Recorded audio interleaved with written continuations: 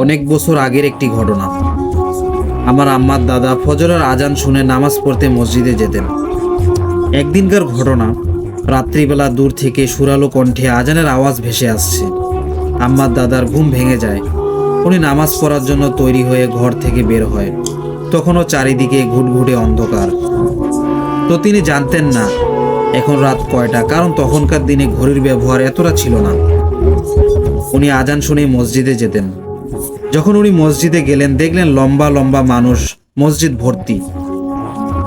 সকলেই তার অচেনা, কাউকে তিনি চিনেন না। এদের মধ্যে সকলেই সাদা পাঞ্জাবি পরা, এমনকি ইমাম সাহেব যিনি নামাজ পড়ালেন তাকেও তিনি চিনেন না। উনি বিষয়টা আন্দাজ করতে পারলেন, এরা কোনো সাধারণ মানুষ না। তিনি ভাবতেছিলেন, এখন কি বাড়িতে ফিরে যাব নাকি এদের সাথেই নামাজ পড়ব। উনি চিন্তা করলেন, এখন বাড়িতে ফিরলে ক্ষতি হতে পারে। এটা ভেবে উনি মসজিদে পুকুর ঘাটে ওযু করে নেয় আর ওনাদের সাথে নামাজ পড়ে নেয়। সালাম ফেরানোর পর ওনার ভীষণ ভয় লাগতে শুরু করে। উনি মসজিদে বসে জিকির করতে থাকেন। জিকির করতে করতে এক পর্যায়ে উনি বসা অবস্থায় ঘুমিয়ে পড়েন সেখানে। পরবর্তীতে মসজিদে মুয়াজ্জিন সাহেব এসে উনাকে ঘুম থেকে তোলে ফজরের নামাজ পড়ার জন্য। উনি বলে, আমি তো ফজরের নামাজ জামাআতের সাথে পড়লাম। তখন মুয়াজ্জিন সাহেব বলল, আমি তো এখনো আজান দেইনি, আপনি ফজরের নামাজ কিভাবে পড়লেন? আমার দাদা তখন সব খুলে বলল মুয়াজ্জিনকে। মুয়াজ্জিন সাহেব ঘটনাটি শুনে বেশ অবাক হয়। ওনাকে জানালো, আপনি হয়তো আজ জিনদের সাথেই সালাত আদায় করলেন। এর পরবর্তীতে আম্মা ঘটনাটি বলে চলে গেলেন। এর কিছুদিন পরে রাত 2:30টার দিকে পূর্ব দিক থেকে মিহি কণ্ঠে আজানের সুর ভেসে আসছে। শোয়া থেকে উঠে বসলাম। সত্যি কি আজানের সুর ভেসে আসছে? না, ভুল শুনিনি। সত্যি বেশ দূর থেকে আজানের সুর ভেসে আসছে। আমার আম্মার দাদার ঘটনাটি মনে পড়ে গেল। তৈরি হয়ে নিলাম মসজিদে যাব বলে, কিন্তু যখন টুপিটা মাথায় পড়লাম আর এক পা বাড়ালাম, মনের ভিতর অজানা এক ভয়ের স্রোত বয়ে গেল। আরে উনি তো না জেনে মসজিদে গেল, আমি তো জেনে শুনে যাচ্ছি। টুপিটা টেবিলে রেখে ঘুমিয়ে পড়লাম, কিন্তু একটা খটকা মনে হোঁচট দিচ্ছে এখনো। উনিও কি রাত 2:30টায় জিনদের আজান শুনেছিল? তো বেশ কিছুদিন কেটে যায়, আমিও ঘটনাটি ভুলে যাই। একদিন আমি আমার আন্টিদের বাসায় বেড়াতে যাই। বলে রাখা ভালো, আমার আন্টিদের বাসায় গ্রামে টিনের ঘর। তো সেখানে এক রাত আনুমানিক 2টা বা 3টার দিকে আমি আজান শুনতে পাই জানালার পিছন থেকে।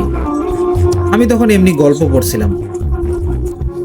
ঘর থেকে বের হয়ে যাই এবং হাঁটতে থাকি। কোথায় থেকে আজান আসতেছে খুঁজতে খুঁজতে আমি ধান ক্ষেতের মাঝখানে চলে আসি। আমি যখন বুঝতে পারি আমি অনেক দূর চলে এসেছি, তখন ফিরতে যাব, কিন্তু আমি পথ ভুলে গেছি। কারণ এই গ্রামে আমি নতুন, কিছুই চিনি না।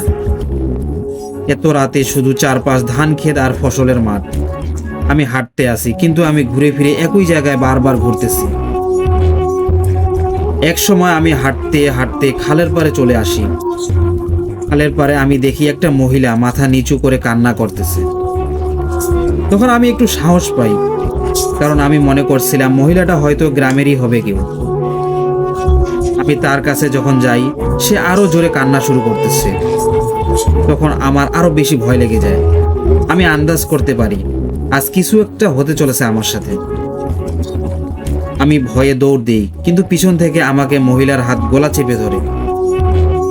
আমি তখনও মহান সৃষ্টিকর্তা আল্লাহকে স্মরণ করতে ভুলে যাই। এই জায়গাটাই ভুল করেছিলাম আমি।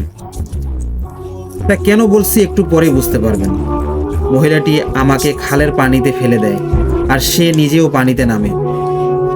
পানির মধ্যে সে আমার গলা চেপে ধরে। বলে রাখা ভালো, আমি কিন্তু সাঁতার জানি না। আমি খালের পানিতে হাবুডুবু খাচ্ছিলাম। সেই মহিলা পেতনি হবে হয়তো, আমাকে পানির নিচে চেপে ধরেছিল। ঠিক সেই মুহূর্তে আমি আল্লাহকে স্মরণ করি আর মনে মনে সূরা নাসটা পড়লাম। যখনই আমি মিনাল জান্নাতি পড়তেছিলাম, তখন ওই পেতনিটা আমার গলা ছেড়ে দেয় আর আমাকে একটা চড় দেয়। আমি সাঁতার জানি না, কিন্তু আমি কিভাবে সাঁতরে কিনারায় চলে এসেছি আমি নিজেও জানি না। আর যত দোয়া জানি সব জোরে জোরে পড়তে লাগলাম। আমি জোরে তখন আজান দেয়া শুরু করি আর অনেক জোরে জোরে আল্লাহকে ডাকতে থাকি। আশেপাশেও কেউ নেই যে আসবে আমাকে রক্ষা করবে। মহিলাটা তখনও খালের ভিতর আর রাগী চোখে আমার দিকে তাকিয়ে আছে। কতক্ষণ আমি আজান দিয়েছিলাম আমি নিজেও জানি না। পরের দিন দুপুরে আমি নিজেকে আন্টিদের ঘরে বিছানায় আবিষ্কার করি। পরে শুনতে পাই খালে মাছ ধরতে এসে এক জেলে আমাকে খালের পাড়ে থাকতে দেখতে পেয়েছিলেন। লিসেনার্স, এবার আমরা পরের ঘটনায় চলে যাব। ঘটনাটি আমার আম্মুর কাছ থেকে শোনা।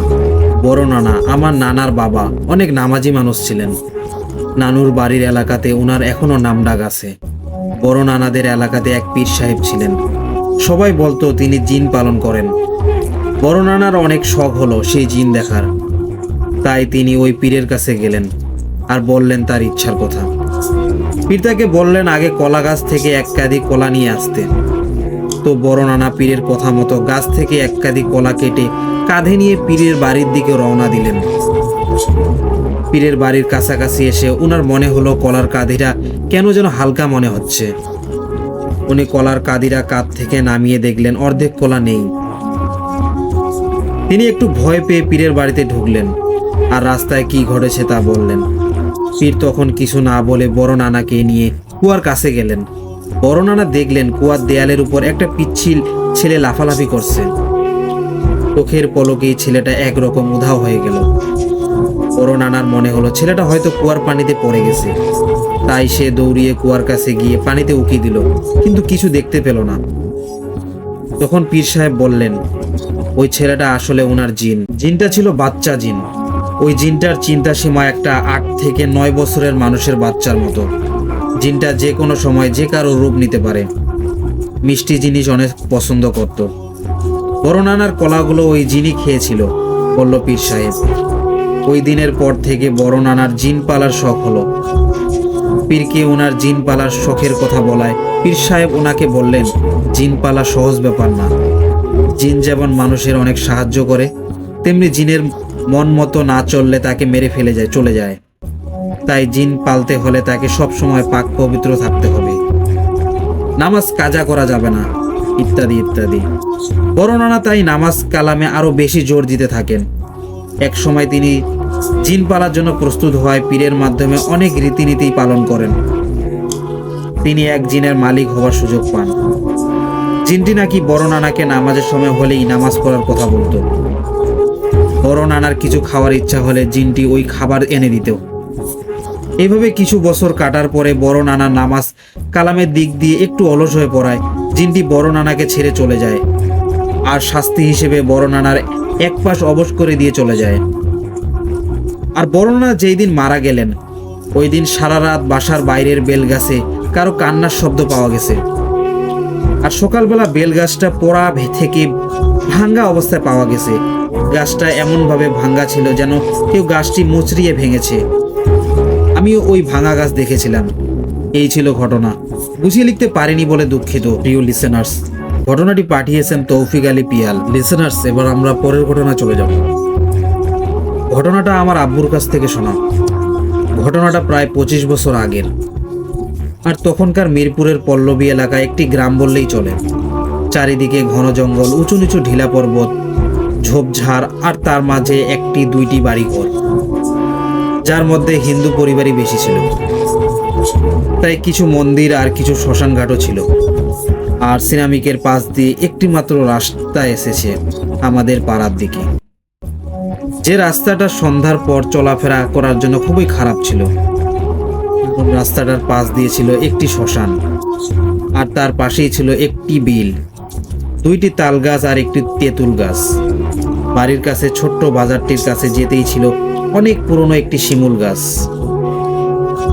আর এগুলোকে নিয়েই ছিল ভয়ানক ঘটনা। আব্বুর বন্ধু বাচ্চু আর বিমল, তাদের সাথেই ঘটনাটা ঘটেছিল। প্রতিদিনের মতোই তারা সেদিন রাত 10টা বাজে কর্মস্থল থেকে বাড়ি ফিরছিল। সেদিন ছিল আমাবস্যার রাত, চারিদিকে ঘন অন্ধকার। রাস্তায় একটি কুকুর কোথাও যেন দেখা যাচ্ছিল না। তখন রাত 10টা, মানে সবাই ঘরে গিয়ে খাওয়া দাওয়া সেরে ঘুমে বিভোর। আর সে রাতে বোধ হয় সবাই সন্ধ্যাবেলায় ঘরে ঢুকে পড়েছিল, কারণ চারিদিক পুরোই নীরব, এক থমথমে পরিস্থিতি। যাই হোক, এখন বাড়ি তো যেতেই হবে। তাই তারা একটু জোরে জোরেই হাঁটতে লাগলো। আর যখনই শ্মশান ঘাটটার পাশে থাকা তাল গাছ আর তেঁতুল গাছটির নিচে এসে ওনারা পৌঁছালো, হঠাৎ একটি কালো বিড়াল আচমকা তাদের সামনে দিয়ে গাছ থেকে নেমেই দৌড় দিল। তারা প্রথমে একটু ভয় পেয়ে গেলেও যখন দেখলো এটা একটা বিড়াল, তখন হেসে উঠল সবাই। বিড়াল দেখে ভয় পাচ্ছে হাসতে লাগলো তারা। আবার একটু সামনে যেতেই দেখলো পথের মাঝে একটা ছোট্ট ছাগল দাঁড়িয়ে আছে। বাচ্চু আঙ্কেল বলল, কিরে এত রাতে এখানে এই ছাগল কার? বিমল বলল, চল নিয়ে যাই, পাড়ার কারো হবে হয়তো, আর কেউ না আসলে পরশুদিন খেয়ে ফেলবো সবাই মিলে। এই বলেই সে ছাগলটাকে কাঁধে তুলে নিয়ে হাঁটতে লাগলো। আর একটু সামনে যেতেই সে বুঝতে পারলো ক্রমশই ছাগলটার ওজন বৃদ্ধি পাচ্ছে। তাই সে বলল, বাচ্চু দোস্ত, তুই একটু কাঁধে নে তো, আমি আর পারছি না, হঠাৎই যেন এটার ওজন দ্বিগুণ মনে হচ্ছে। বাচ্চু আঙ্কেল বলল, বুঝছি, দে, আমার কাঁধে ধরাবি তাই বল। বিমল কাকু বলল, না, আমি সত্যি বলছি রে, তুই নিয়ে দেখ। তারপর বাচ্চু কাকা কিছু দূর শিমুল গাছটার নিচে গিয়েই হাঁপিয়ে গেল। বলল, দোস্ত রাখ, এটা এখানেই, আর পারছি না, সত্যি এটা অনেক ভারী। বাট প্রথমে তো এত ভারী ছিল না, এখন কি করে হলো? বিমল বলল, জানি না, চল, আর একটু পথ এসে পড়েছি প্রায়, দুজনে ধইরা নিয়ে যাই। কিন্তু একই কি কাণ্ড, এবার দুজন লোক মিলেও ছাগলটাকে উঠাতে পারছে না। তাই বিরক্ত হয়ে ছাগলটা সেখানে শিমুল গাছের নিচে রেখেই তারা হাঁটা শুরু করলো। আরেকটু এগিয়ে যেতেই বিমল কাকু বলল, চল আরেকবার চেষ্টা করে গিয়ে দেখি পারি কিনা। এইখানে পরে থাকলে পরে রাতে শিয়ালে হয়তো খেয়ে ফেলবে ছাগলটাকে। বাচ্চু কাকু বলল, চল তাহলে। বাট পিছনে শিমুল গাছটির নিচে গিয়ে তারা দেখলো ছাগলটি সেখানে নেই। চারপাশে ভালো করে খুঁজেও ছাগলটাকে আর পেল না। তাই তারা বাসায় ফিরে যেতে লাগলো। হঠাৎই পেছন থেকে এক ভয়ানক শব্দ শোনা গেল, আজকের মতো তোরা বেঁচে গেলি, কিন্তু পরের বার আর বাঁচবি না। এ কথা শুনেই তাদের ভয় শরীর পুরো শিউরে উঠল। এক মুহূর্তের জন্য তারা সেখানে দাঁড়িয়ে থেকে দৌড় দিয়ে ঢুকে পড়লো তাদের ঘরে। আর পরদিন সব বন্ধুদেরকে সব খুলে বলল। আর তারা বলল, এর আগেও নাকি কয়েকজন লোকের রহস্যজনক মৃত্যু হয়েছে এখানে, তবে তোদের ভাগ্য ভালো ছিল, তোরা বেঁচে ফিরেছিস। আর আমরা শুনেছি এই শিমুল গাছটা নাকি ওটার শেষ সীমানা, এর চেয়ে বাহিরে ওটা বের হয় না। আর তোরা শিমুল গাছটা পার হয়ে চলে আসতে পেরেছিলি বলে বেঁচে গেছিস। এই ছিল আমার ঘটনা। লিসেনার্স, ঘটনাটি পাঠিয়েছেন আমাদেরকে রায়হান। লিসেনার্স, এবার আমরা পরের ঘটনায় চলে যাব। তখন আমি স্কুলে পড়ি, পড়ালেখার জন্য নানু বাড়িতে থাকতাম। একবার আমরা বাসা বদল করে একটা নতুন বাসাতে উঠলাম। নতুন পরিবেশে, পাশের কাউকে চিনি না। বাসাটা 3 তলা ছিল, তবে 3 তলার নির্মাণ কাজ তখনও চলছিল বলে সেটা ছিল ফাঁকা। আমরা 2য় তলায় থাকতাম, নিচতলায় অন্য এক ভাড়াটিয়া থাকতো। যাই হোক, আমাদের নতুন বাসার ঠিক সামনেই ছিল এক গোরস্থান। জানালা দিয়ে বাইরে তাকালে গোরস্থানের কবর আর গাছপালা স্পষ্ট দেখা যেত। সেই বাড়িতে ওঠার পর প্রথম রাত 11টার দিকে হঠাৎ পুরো বাড়িতে কড়া আগরবাতির গন্ধ ছড়িয়ে পড়ল। আশেপাশে কোনো উৎস খুঁজে পেলাম না। ছোট ছিলাম, ঘাবড়ে গেলাম। ভয়ে ভয়ে নিজের রুমে এসে ঘুমিয়ে পড়লাম। গভীর রাতে হঠাৎ ঘুম ভেঙে গেল। মনে হলো ছাদ থেকে একটা আওয়াজ আসছে, কে যেন স্যান্ডেল টেনে টেনে হাঁটছে ছাদে। প্রচন্ড ভয় পেলাম। পাশে শোয়া আম্মুকে শক্ত করে জড়িয়ে ধরলাম আমি। এমনিতে কখন যেন ঘুমিয়ে গেছি। সকালে ঘুম থেকে ওঠার পর ছোট মামা বললেন উনি নাকি রাতে ঘুম ভেঙে যাওয়ায় জানালা দিয়ে বাইরে তাকিয়েছিলেন। তখন তার চোখ যায় গোরস্থানের দিকে। সেখানে নাকি তিনি দেখেন এক নববধূর মতো কেউ লাল শাড়ি পরে বসে আছে। বাতাসের আসা যাওয়ায় তা কিছুটা দুলছিল। এছাড়া আকৃতিটা সাধারণ মানুষের মতন ছিল না, ও তার চেয়ে অনেক বড় সাইজের ছিল। এভাবে অনেক দিন কেটে গেল। মামা প্রায় রাতেই সেই অদ্ভুত নতুন বউয়ের সাজের আকৃতিটা দেখতে পেতেন। একদিন আমরা সবাই মিলে অনুরোধ করলাম, মামা যেহেতু প্রায় রাতেই সে আকৃতিটা দেখতে পান, তাই পরে কোনোবার দেখলে যেন অবশ্যই আমাদেরকে ডাকবেন। একদিন রাতে মামা আমাদের রাত 2টার দিকে ডাক দেন। ঘুম থেকে উঠে দেখি চাঁদের আলোয় সব ঝলমল করছে। খুব সম্ভবত সেদিন পূর্ণিমা ছিল। দূরের জিনিসগুলো স্পষ্ট দেখতে পাচ্ছিলাম। চাঁদের আলোয় আমরা মামার রুমে গেলাম। চারিদিকে শুনশান নীরবতা, আর চারপাশে কড়া আগরবাতির গন্ধ। মাঝে মাঝে কোথায় যেন একটা কুকুর ডেকে উঠছিল। সবাই জানালা দিয়ে বাইরে তাকালাম। যা দেখলাম তাতে সবার চোখ প্রায় কপালে উঠে গেল। ঠিক ঘর না, বাস টিকিট বিক্রি করার জন্য যেমন ছোট ঘর থাকে তেমন, তবে তা চারদিক দিয়ে খোলা ছিল। সেখানে যেন নতুন বউয়ের মতো সেজে কে একজন বসে আছে, মাথাটা কিঞ্চিত দুলাচ্ছে। অনেকটা আমরা গুনগুন করে পড়ার সময় যেমন মাথা দুলিয়ে পড়ি সেরকম।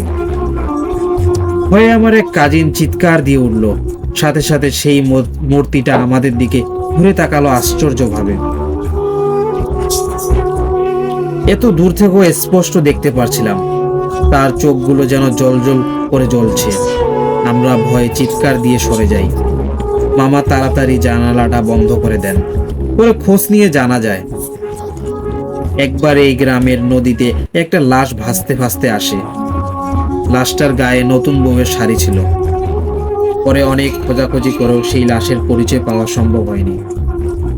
সেই গোরস্থানে দাফন করা হয় লাশটা। এরপর নাকি প্রায় অনেকে উল্টাপাল্টা অনেক কিছু দেখে। মাঝে মাঝে নাকি কড়া গন্ধ পাওয়া যায় পাতির। আর সেই গোরস্থানটি আসলে প্রচলিত অর্থে শুধু মুসলমানদের কবরখানাই নয়, সেখানে বাকি সব ধর্মের মানুষেরও শেষ কীর্তি সম্পাদন করা হয়। যাই হোক, এরপর থেকে আমরা আর জানালা দিয়ে বাইরে তাকাতাম না। প্রতিদিন সেই বাড়িতে ছিলাম। প্রতিদিনই সন্ধ্যার পর সব জানালা বন্ধ করে দেওয়া হতো। আর ছাদের সেই শব্দটার কোনো ব্যাখ্যা পাইনি। লিসেনার্স, এবার আমরা পরের ঘটনায় চলে যাব। 3 থেকে 4 বছর আগের একটি ঘটনা। আমি বনশ্রীতে একটি বাসায় ভাড়া থাকতাম। বাসাটা ছিল 4 তলা। ওই বাসার নাইট গার্ডরা প্রতি রাতের মতো সেদিন রাতেও পাহারা দিচ্ছিল। হঠাৎ করে নাইট গার্ডদের কাছ থেকে একটা কমপ্লেন আসে যে তারা নাকি ছাদের উপরে ঠিক রাত 2টার পর এক মহিলাকে দেখেছে। ব্যাপারটা প্রথমে একটি নাইট গার্ড খেয়াল করে যে একটি মহিলা ছাদের উপর দাঁড়িয়ে আছে। কখনো এপাশ থেকে ওপাশে হাঁটাহাঁটি করছে, আবার 2 রেলিং এর মাঝখানে বসে পা ঝুলাচ্ছে। ব্যাপারটা লক্ষ্য করার সাথে সাথে ওই নাইট গার্ড বাড়ির দারোয়ানকে জানায়। দারোয়ান ব্যাপারটাকে মোটেও গুরুত্ব না দিলে নাইট গার্ড দারোয়ানকে সেখানে টেনে নিয়ে যায়। কিন্তু গিয়ে সে নিজেই বিরক্ত হয়ে যায়, কারণ তারা গিয়ে ওখানে কোনো মহিলাকে আর সে রাতে খুঁজে পায়নি। 2 থেকে 3 দিন পরে ওই নাইট গার্ড প্ল্যান করে আসে যে যখন সে আবার কিছু দেখবে তখন সে যেভাবেই হোক গোটা বনশ্রী নাইট গার্ডদের ডেকে নিয়ে আসবে, এবং ভাগ্যবশত ওই রাতে সে ওই মহিলা বা ওটা যাই হোক না কেন সেটাকে আবার আগের মতোই ছাদের উপরে হাঁটতে দেখা যাচ্ছে। দেখার সাথে সাথে সে হয়তো কোনো ব্যবস্থা নিয়ে এসেছিল, বিধায় সে সব কটা নাইট গার্ডকে একত্রিত করতে সক্ষম হয়। তারা সবাই বাড়ির পিছনে লুকিয়ে থাকে যাতে ওটা তাদের দেখতে না পায়, এবং সকলে মিলে দারোয়ানকে নিয়ে এসেও ব্যাপারটা দেখায়। দারোয়ান এসেও দেখে আসলে একটা মহিলা ছাদে হেঁটে বেড়াচ্ছে। মহিলার মাথার চুলগুলো ছিল খোলা, আর মহিলা ছিল লম্বা মতো। পরনে একটা লাল শাড়ি ছিল, তাও কেমন ছেড়ে ছেড়ে হাঁটছে। এক কথায় ব্যাপারটা ছিল অস্বাভাবিক। ব্যাপারটা দেখলে তখন যে কেউ দেখলেই ভয় পাবে, এমন একটা অবস্থা ছিল সেই মুহূর্তে। সঙ্গে সঙ্গে তারা সবাই মিলে ছাদে চলে যায় ব্যাপারটা কি তা দেখার জন্য। কিন্তু এবারও আগের মতোই তারা গিয়ে কিছুই দেখতে পায় না। বিষয়টা পরের দিনই আমাদের 4 তলার সবাইকে দারোয়ান জানায়। ব্যাপারটাতে তখন কেউ গুরুত্ব দেয়, আবার কেউ গুরুত্ব দেয় না। আমাদের মধ্যে কয়েকজন আঙ্কেল ছিলেন যারা বলেন, ঠিক আছে, আমরা তাহলে হুজুর নিয়ে আসব, তারপর দেখি ব্যবস্থা কি করা যায়। এরপর একজন হুজুর নিয়ে আসা হয় এবং হুজুর পুরো বাসাটা চেক করেন, কিন্তু চেক করেই সে চলে যান কোনো মীমাংসা ছাড়াই। পরবর্তীতে ওনার সাথে যোগাযোগ করে জিজ্ঞাসা করা হয় যে কি ব্যাপার। উনি তো বললেন পরবর্তীতে এসে জানাবেন, বলে গেলেন, আর তো কিছুই বললেন না। হুজুর তখন জবাব দিল, আসলে আমি এর বিরুদ্ধে কোনো ব্যবস্থা নিতে পারছি না। ওনার কথা শোনার পর বাসার সকলে আতঙ্কিত হয়ে পড়ে। আসলে ব্যাপারটা খারাপ কিছুতে ইঙ্গিত দিচ্ছে। এই বিষয়টা হওয়ার পর ছাদে এরপর থেকে একটু অন্যরকম ঘটনা ঘটতে থাকে। চারতলায় যারা থাকতো তারা রাতের বেলা শুনতে পেত কেউ ছাদের উপর দৌড়াদৌড়ি করছে। নাইট গার্ডরাও ব্যাপারটা খেয়াল করে দারোয়ানকে আবার জানালে দারোয়ান জানায় এটা নিয়ে মাথা না ঘামাই ভালো। ক্রমশ ওই ব্যাপারটা বেড়ে চলল।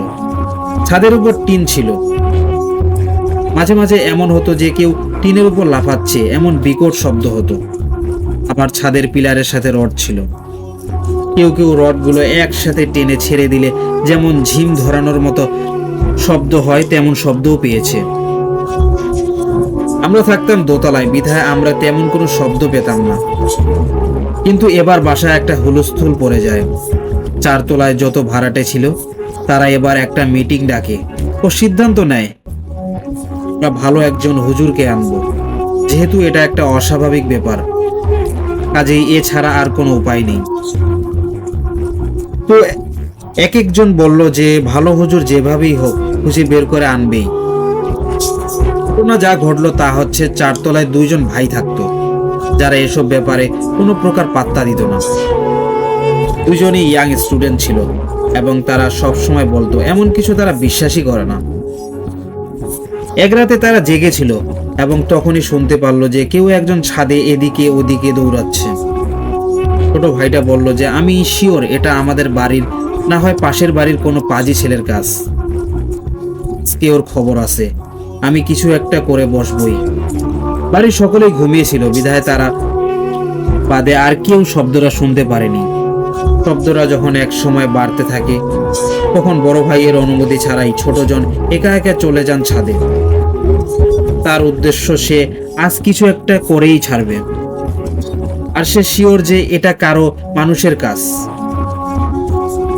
কিছুক্ষণ পর তার বড় ভাই তাকে খোঁজাখুঁজি শুরু করে, কারণ যখন তার ছোট ভাই ছাদে যায় তখন সে ঘরে ছিল না।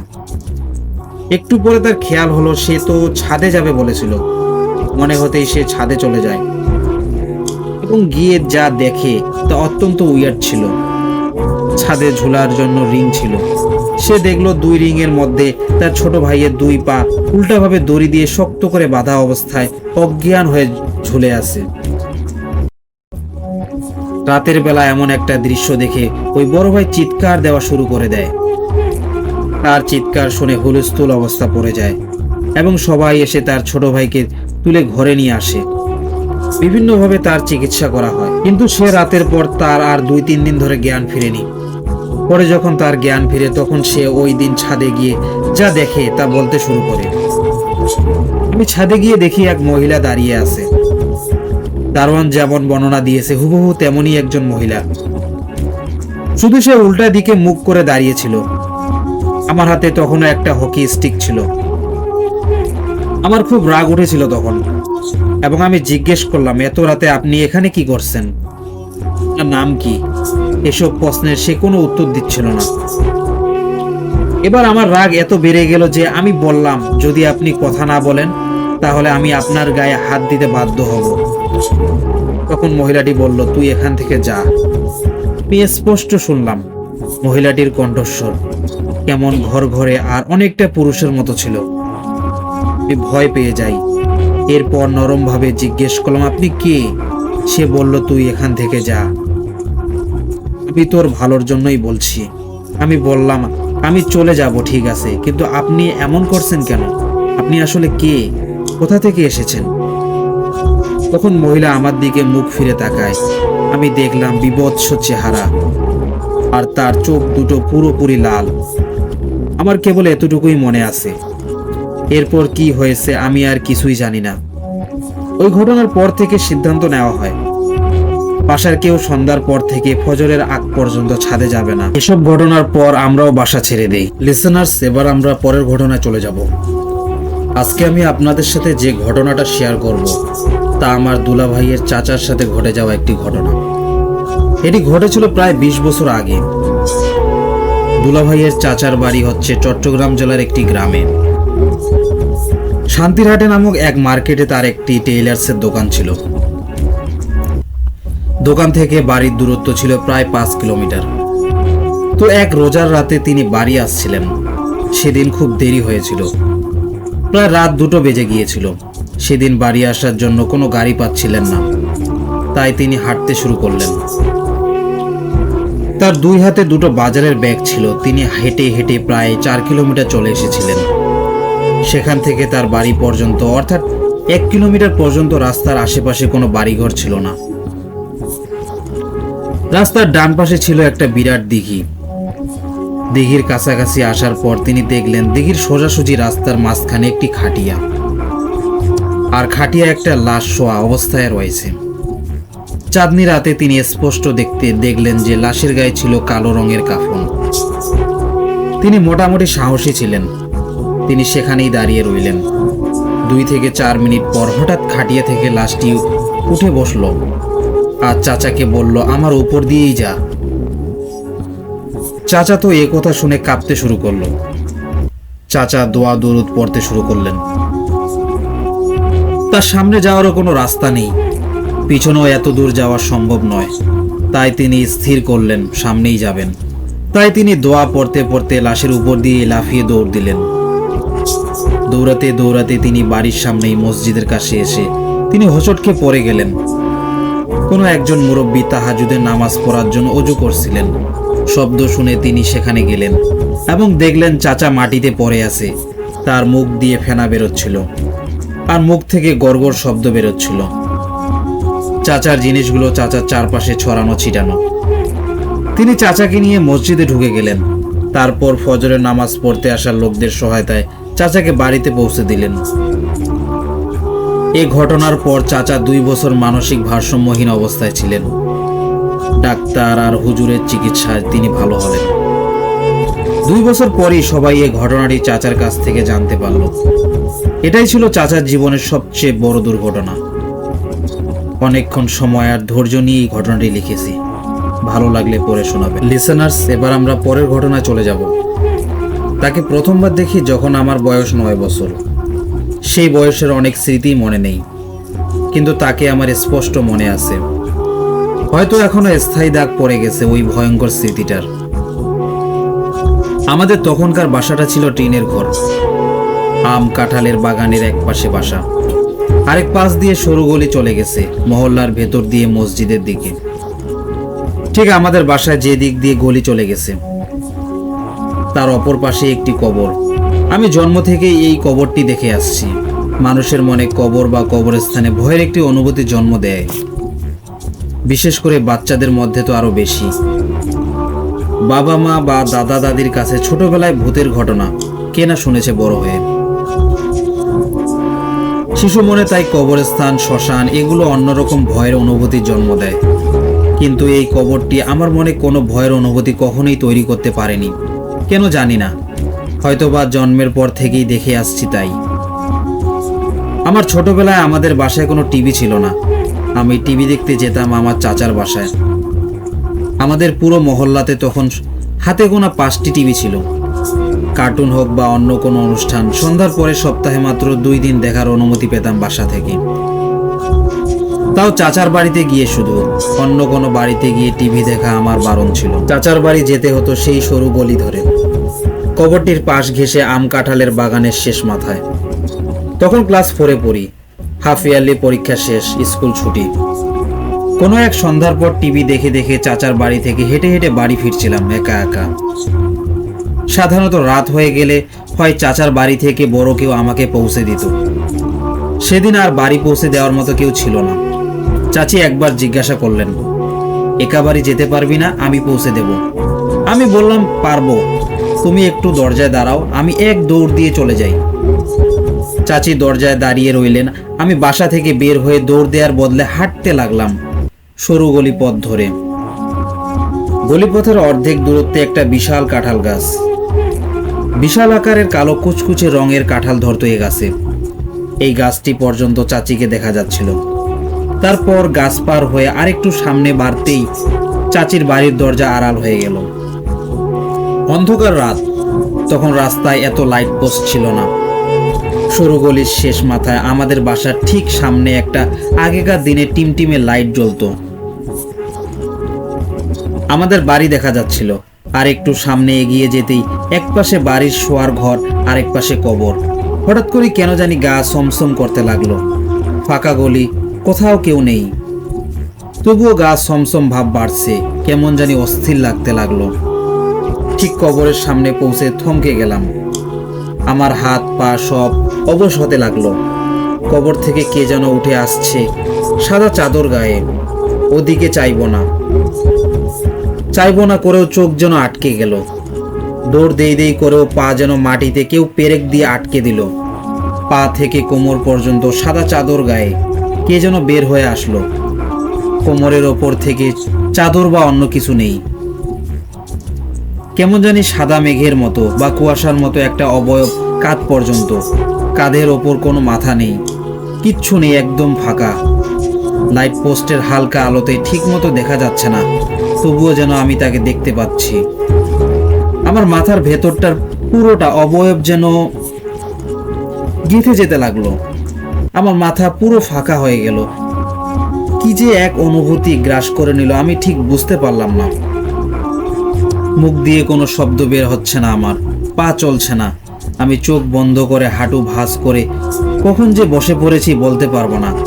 কতক্ষণ কেটেছে তা মনে নেই, কি করেছি তা মনে নেই। শুধু অন্যরকম, অন্য ভুবনের এক অজানা ভয় জুড়ে ছিল আমার পুরো অস্তিত্ব জুড়ে। মাথায় কোনো অনুভূতি কাজ করছিল না, শুধু এক ভয়ের অনুভূতি ছাড়া। হঠাৎ করে অনেক দূরে পেছন থেকে কার জানি গলা শুনতে পেলাম। মানুষের গলার শব্দ আস্তে আস্তে এগিয়ে আসতে লাগলো আমার কাছাকাছি। একটু সাহস নিয়ে চোখ খুললাম, সামনে কাউকে দেখতে পেলাম না। পেছন থেকে নামাজিরা এশার নামাজ শেষ করে এ পথ ধরে ফিরছেন। তখনও আমি কোনো কথা বলতে পারছি না। আমাকে এভাবে এখানে দেখে মহল্লার এক মুরব্বী বললেন, খোকা এত রাতে এখানে বসে আছো কেন? আমার মুখে কোনো কথা নেই, কাঁপছিলাম শুধু। বোধহয় তখন আমি কাঁদছিলাম। আমাকে হাতে ধরে নিয়ে আসলেন ল্যাম্পপোস্টের তলায়। তখনও কোনো কথা বলতে পারছি না।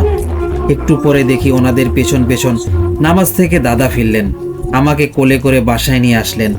কি হয়েছে জিজ্ঞাসা করার পর ওনাকে বললাম সব ঘটনা। উনি কিছুক্ষণ চুপ করে থেকে শুধু বললেন, দাদা ভাই, এইটা নিয়ে আর কারো লগে কোনো কিছু কইও না। একলা আর ওই কবরের পাশ দিয়ে চলাফেরা কইরো না।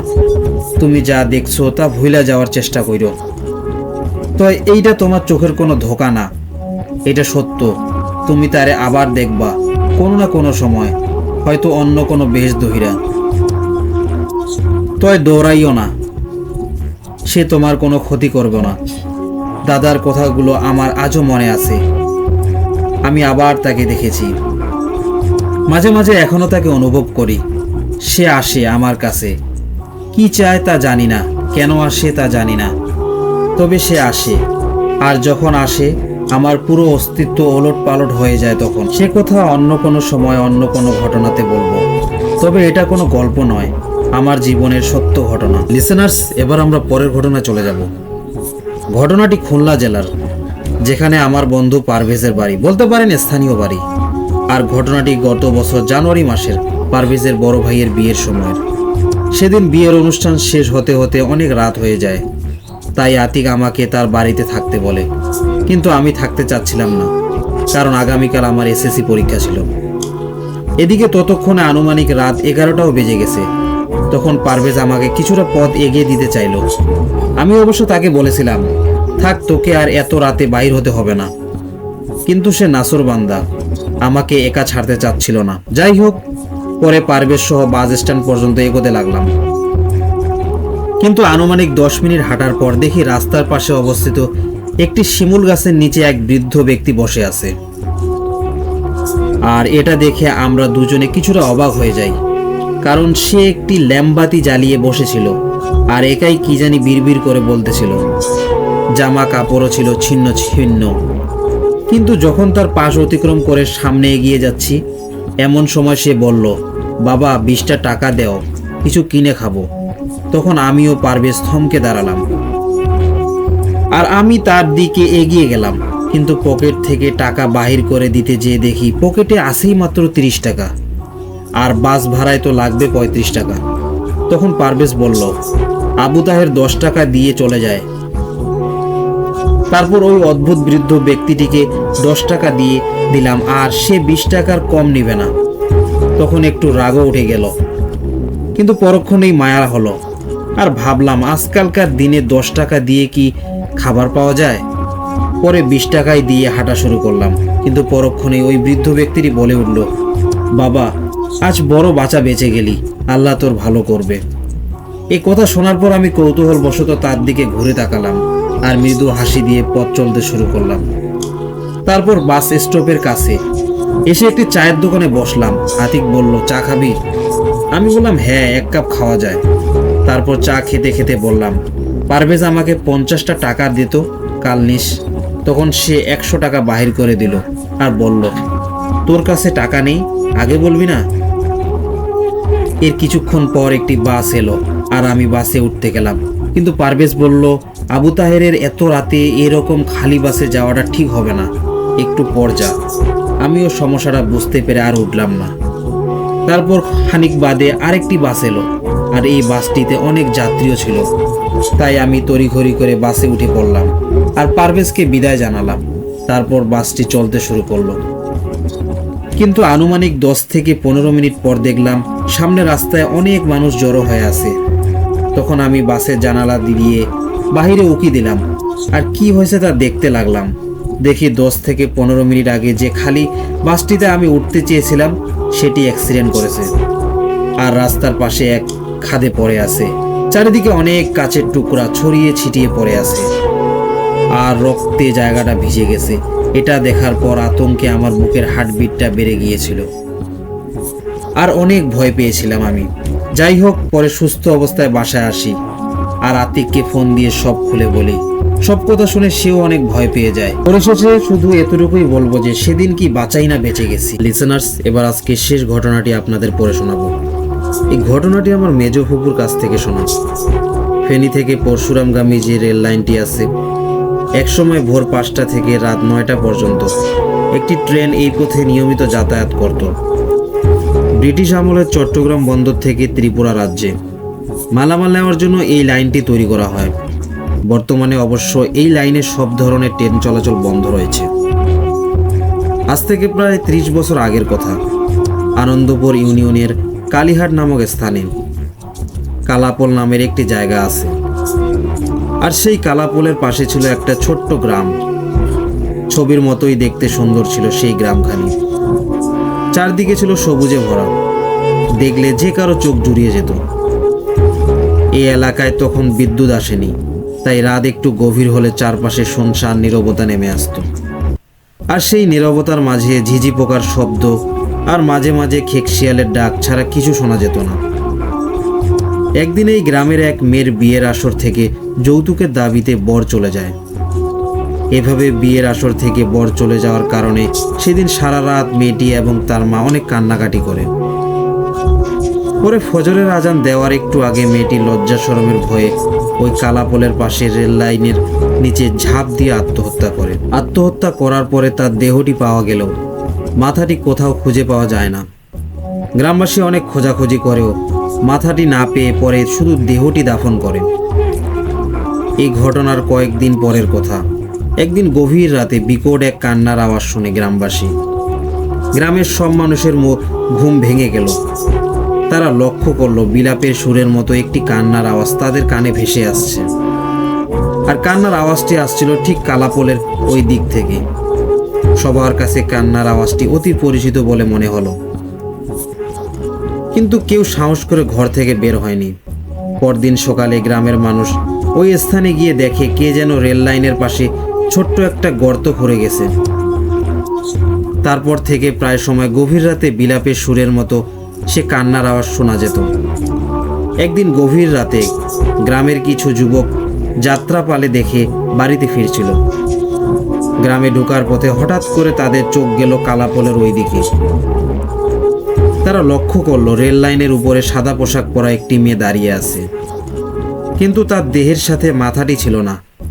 ঠিক সে সময় মেয়েটি বিলাপের সুরের মতো কান্না শুরু করে দিল। মাথাবিহীন মেয়েটি কিভাবে শব্দ করছে তা ভেবে যুবকরা সবাই অবাক হয়ে গেল। এই দৃশ্য দেখে যুবকেরা তখন ভয়ে গ্রামের দিকে দৌড় দিল। পরদিন সকালে এই ঘটনা তারা মসজিদের ইমাম সাহেবকে জানালো। সব শুনে ইমাম সাহেব গ্রামবাসীকে রাত্রিবেলা ওই কালাপোলের দিকে যেতে নিষেধ করেন। সেদিন রাতে কে যেন মসজিদের ইমাম সাহেবকে স্বপ্ন দেখালো মেয়েটির মাথা খুঁজে বের করতে, আর সে মাথা কবরে দাফন করতে। স্বপ্ন দেখার পর দিন ইমাম সাহেব গ্রামবাসীকে নিয়ে কালাপোলের আশেপাশে মাথাটি খুঁজতে বের হলেন। এক সময় কালাপোল থেকে আধা কিলোমিটার দূরে একটি ধান ক্ষেত থেকে মাংস পচা মাথাটি উদ্ধার করে পরে সেখান থেকে মাথাটি এনে কবরে দাফন করে দেয়। সেদিনের পর থেকে গ্রামের মানুষ আর কখনোই সেই বিকট শব্দের কান্নার আওয়াজ শুনতে পায়নি। এই ছিল আমার ঘটনা। প্রিয় লিসেনার্স, ঘটনাগুলো ভালো লেগে থাকলে লাইক কমেন্ট করে জানান। আপনাদের লাইক কমেন্টগুলো আমাদের নতুন ঘটনা দিতে উৎসাহিত করে। প্রিয় লিসেনার্স, আপনাদের সাথে ঘটে যাওয়া ঘটনা পাঠাতে পারেন। আমাদের ডেসক্রিপশন বক্সে জিমেল আইডি দেওয়া আছে, bhutfmrat@gmail.com। অনেক ধন্যবাদ আপনাদের সবাইকে ধৈর্যের সাথে ঘটনাগুলো শুনে থাকার জন্য।